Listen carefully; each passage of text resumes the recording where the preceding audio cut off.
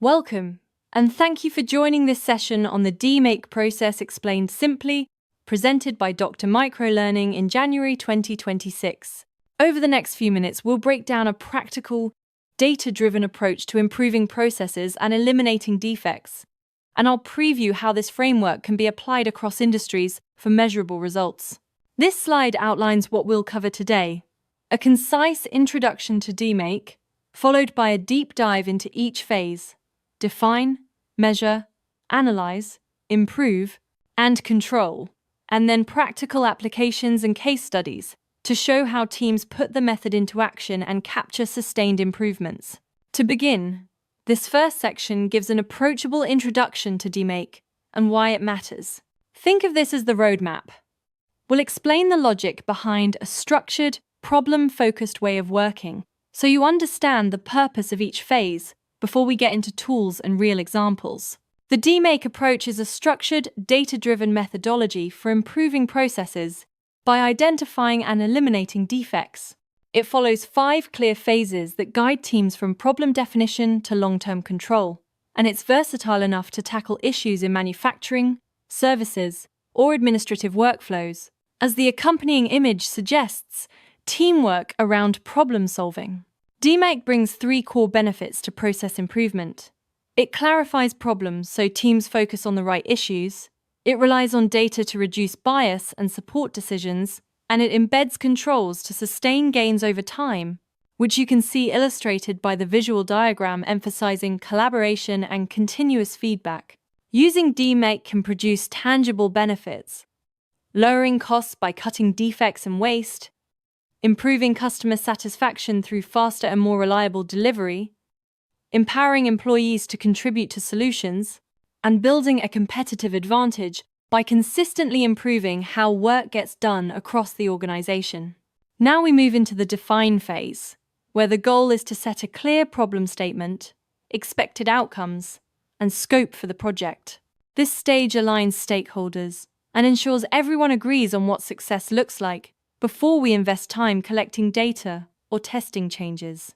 When identifying the problem, start by digging into root causes using tools like fishbone diagrams and the 5 whys. Quantify the problem so it justifies resources, and make sure the issue aligns with strategic priorities so improvements deliver meaningful business value, as hinted by the fishbone graphic on the slide. Establishing project goals and scope means writing SMART objectives: specific, measurable, achievable, relevant, and time-bound, clearly defining what's in and out of scope to prevent creep, and planning resources so the team has the time, budget, and skills needed to execute improvements successfully. Stakeholder analysis ensures you include the right people from the start, identify key participants affected by or influential to the project, design a communication strategy that keeps stakeholders informed and involved, and plan for conflict resolution so potential resistance is addressed early and collaboration stays productive, as shown in the meeting image.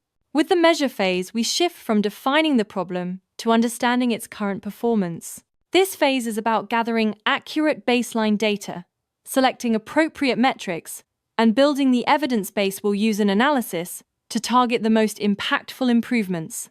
Collecting baseline data uses multiple sources to build a reliable picture: historical records to spot trends and benchmarks, direct observation to capture real-time behaviors and errors, and preliminary surveys to surface stakeholder perspectives and recurring pain points, all organized in a hierarchy as depicted by the pyramid diagram. The tools we use to measure process performance include Pareto charts to identify the most significant factors, process flow diagrams to visualize each step and find bottlenecks, and control charts to monitor stability and variation over time, helping teams focus on causes that will move the metrics meaningfully. To quantify the problem for analysis, measure defect rates to understand quality issues, track cycle time to reveal delays and productivity impacts, and assess resource utilization to find over or underused capacity, using the photo of an operator as a reminder that data often comes from frontline activities and systems. The analyze phase is where we turn measurement into insight by searching for root causes and validating which factors truly drive the problem. This step combines observation, data analytics, and team input, so solutions target the right issues rather than symptoms. Identifying root causes blends careful observation of processes to spot inefficiencies, leveraging historical and performance data to uncover persistent trends or anomalies, and gathering team input from people who work the process daily to surface perspectives that data alone might miss. When conducting data analysis, practical methods like fishbone diagrams help categorize potential causes.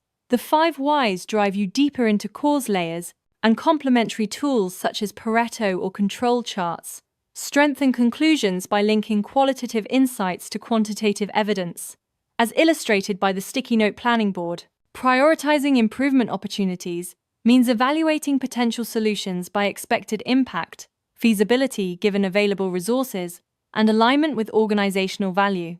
This focus helps teams concentrate on high-value initiatives that deliver measurable benefits rather than chasing low-impact changes. Entering the improve phase, we design and test solutions to address validated root causes, using creativity and cross-functional input to develop interventions that are practical, measurable, and scalable before committing to full implementation. Developing improvement strategies starts with targeting solutions at the root cause to ensure effectiveness, applying innovative approaches or best practices where appropriate, prioritizing options based on impact and feasibility, and involving cross-functional collaboration to secure buy-in and shared accountability for results. Implementing process enhancements should begin with pilot testing to validate practicality, accompanied by clear communication of roles and expectations, alignment of resources including tools and manpower, and targeted training so teams can operate the improved process reliably once rolled out. Validating changes requires tracking performance metrics to verify improvements, collecting feedback from stakeholders to understand real-world effects, scheduling process audits to ensure consistency, and remaining open to adaptive adjustments so the solution evolves with changing conditions and stays effective long-term. The control phase is about locking in gains and preventing backsliding by standardizing successful changes and putting monitoring systems in place to sustain performance over time as conditions change. Creating standard operating procedures ensures task execution is consistent through clear documentation, aligns roles so responsibilities are understood and accountability is defined, and provides training support so SOPs serve as a practical resource for onboarding and ongoing performance. Monitoring tools and control plans enable ongoing performance tracking with control charts and dashboards, help detect deviations early so corrective action can be taken, and provide the data-driven foundation needed to support long-term decisions and maintain process effectiveness. Sustainability and continuous improvement come from regularly evaluating processes to find refinement opportunities, actively involving employees to surface improvement ideas, and embedding continuous improvement into organizational culture so it becomes part of how work is done rather than a one-off project. Now we move to practical applications and case studies that show how DMAIC translates into real-world improvements, demonstrating both technical and service-oriented examples, so you can see where to apply the framework in your context. In manufacturing, DMAIC helps improve product quality by identifying defects and reducing error rates, drives waste reduction through targeted data analysis that optimizes material and resource use, and supports process standardization to reduce variability and enable smoother production workflows, illustrated by the production line photos. In service industries, DMAIC enhances the customer experience by identifying and fixing pain points in interactions, aligns processes to improve throughput and resource allocation, so services are faster and more consistent, and reduces common errors like billing mistakes or delayed responses through targeted process fixes. The implementation insights highlight that successful DMAIC projects adapt to socio-economic needs by aligning with broader development goals, protect the ecological environment by prioritizing resource conservation, and support rational layout and coordinated development to optimize operations and strategic planning. The case study slide summarizes practical outcomes, showcasing a manufacturing process improvement that reduced errors and increased efficiency, examples of cost reduction without quality loss, and transformations in service quality where data-driven changes improved customer outcomes, supported by the schematic diagram on the right. Thank you for watching this DMAIC overview. I hope the framework and examples give you a clear, practical path for tackling process issues in your own teams. Feel free to revisit specific sections for tools or steps you want to apply, and good luck turning insights into sustained improvements.